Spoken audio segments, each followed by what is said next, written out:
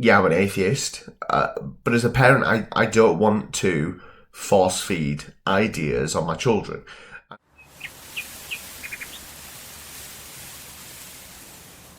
Hi, I'm Richard, the Yorkshire Atheist. So recently, I had an incredibly powerful street epistemology style conversation with my eldest son. And I submitted the ideas and the content of the conversation as a blog post to Anthony Magnabosco, who, if you haven't heard of him, he's like the god of street epistemology.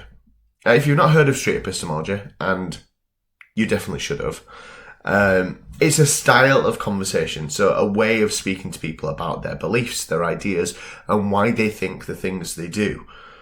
It can be applied to any sort of ideas, obviously religious ideas, but also political ideas, supernatural claims, all the sorts of things as well. The conversation that I had with my son was the first of actually quite a few, and this one didn't specifically relate to God beliefs or anything like that. It was about supernatural ideas, and specifically this time about ghosts. But actually I thought it was really worthwhile sharing with you the conversation that I had, because I'm an atheist, but as a parent, I don't want to force feed ideas on my children. And I am really conscious of the fact that there's a fine line between allowing them the space to think the things they want to think, but also teaching critical thinking skills so that they don't end up being indoctrinated either by me or someone else. My children know I'm an atheist. They know I'm a humanist. But I am really careful not to indoctrinate them into my way of thinking in the same way as I was indoctrinated into a Christian way of thinking. So with that in mind, hopefully you'll be able to see how this sort of conversation that I had with my eldest son was kind of questioning the ideas that I had about this particular area, about ghosts, but in a way that just enabled him to realise what his thought process was. So I'm sort of going to read some of the blog post, but also sort of paraphrase some of it as well. Here we go. So I recently had an incredibly powerful street epistemology conversation with my 9-year-old son about ghosts. I truly appreciated how the methods used in street epistemology are flexible, and it really helped my son in his development of critical thinking and skepticism. So I was raised in an Anglican church in Yorkshire in the north of England. As you may be able to tell by my accent, that's whereabouts I was. And for me, it was mostly a real pleasant experience. I still love and relish the words of the written Eucharistic prayer. I revel in swimming through the ocean of noise made by a big old church organ. And I would so happily sit and have a sweet, although inevitably weak, cup of tea with all those old ladies and gents whose lives and stories really fascinate me and interest me. However, I have had to spend a lot of time and effort trying to understand how to question ideas in a reasonable and effective way. As a Christian, I would have never told you that we were, discouraged from asking questions. And actually, I would have told you that we were encouraged to ask questions. So as an example, we had a youth Bible study with a nearby church. We did it sort of jointly together. And the purpose of this was to question everything. The whole point was, let's look at a Bible passage and question it. But hindsight shows me that the questions we asked, as you would expect, presupposed the existence of a God. And the purpose of the study, therefore, was to try and find ways to strengthen our faith and give us the feeling of having our reasons depository filled up.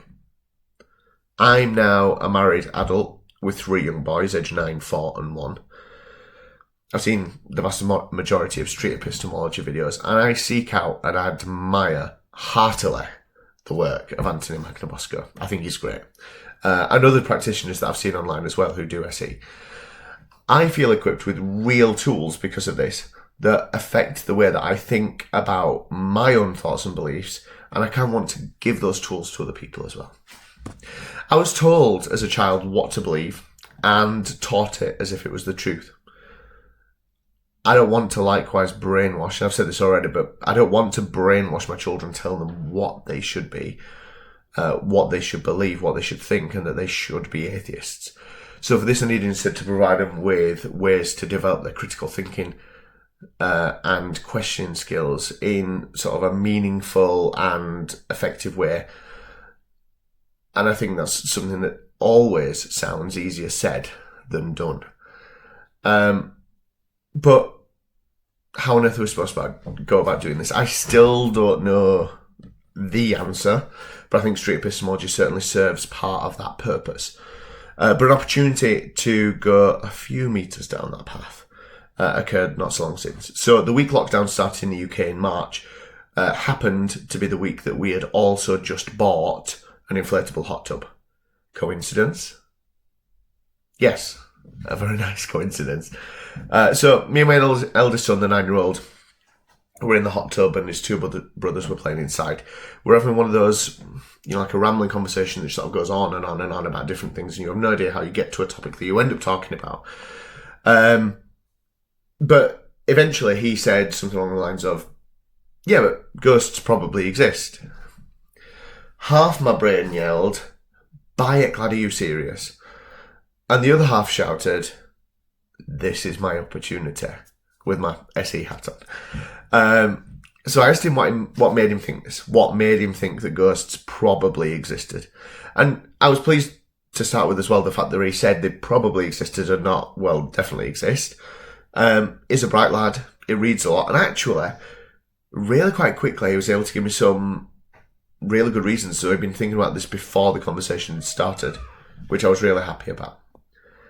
So here's a few reasons paraphrased. So one of his reasons was ghosts being incredibly prevalent throughout history and in different parts of the world. That makes sense. I agree. Reports of haunted buildings or houses. The existence of TV programs where people hunt ghosts and try and find out haunted places.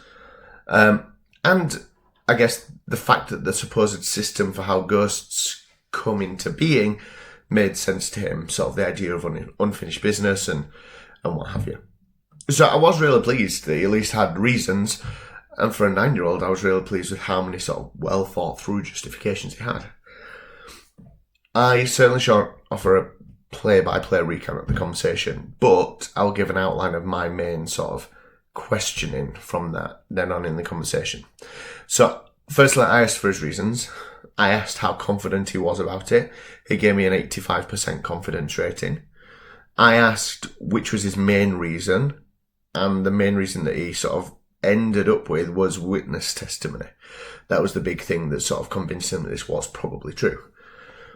So we explored the same scenario about ghosts, but sort of shifted it slightly to talk about other supernatural claims, such as the existence of vampires, and used his arguments, but with that example. Because actually, the claims about ghosts as supernatural things are, it's in the same realm as vampires and other sorts of other things. So my next point was, so if these reasons about vampires only give you about 10 to 20% confidence, what is it that's giving you that 85% confidence with ghosts? Then we had a nice lolly break because it was proper hot, and we were certainly hot from being in the hot tub. So ice lollies we needed at that point. Once we got back in the hot tub, he'd been thinking about it for a while, and he'd revised his confidence down to a 50%, but sort of equated that idea to, well, there's a chance they do exist and there's a chance they don't exist, so 50%. So I sort of explored that a bit and explained that. We discussed the concept of falsifiability. And I did use that term, but obviously went into and discussed what that means. And he gave me the example of ghosts in his way of explaining falsifiability and the issues here. At the end of the conversation, which granted was long and deep, and we returned to various bits along the way, he said his brain was like a tangled mop head. I'd reached the end of this conversation, possibly should have ended it sooner and maybe come back to it or what have you, but quickly asked him about his percentage and he said just under 50%.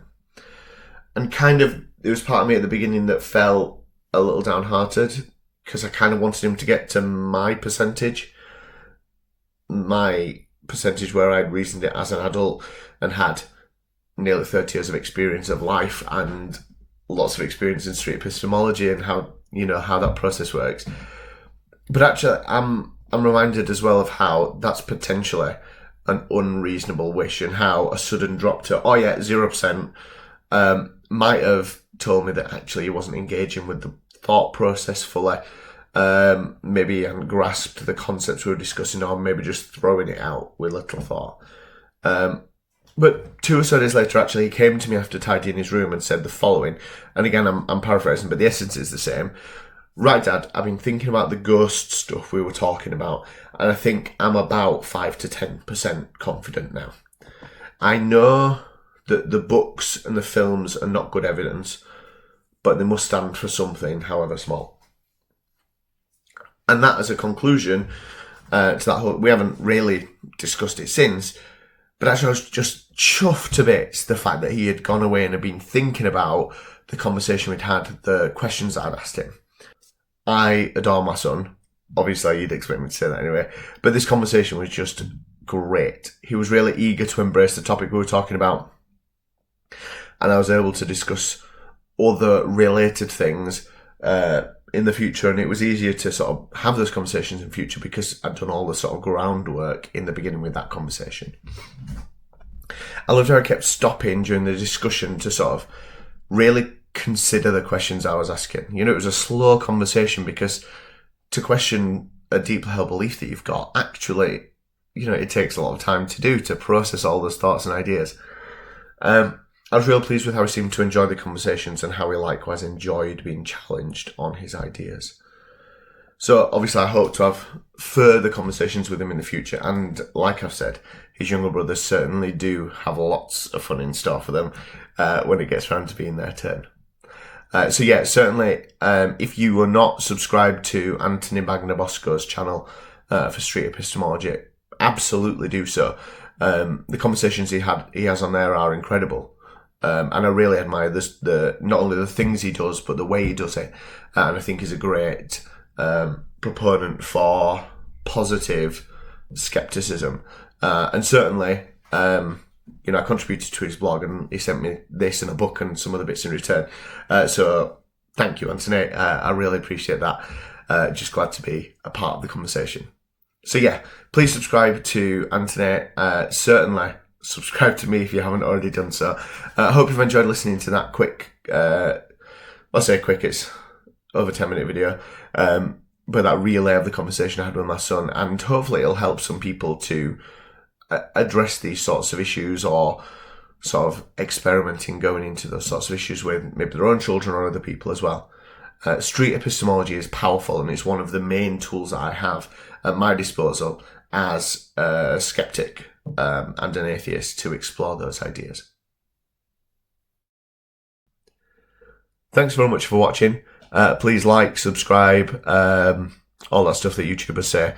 And if you've got any comments, questions, I'll gladly interact with you in the comments down below. But yeah, speak to you soon.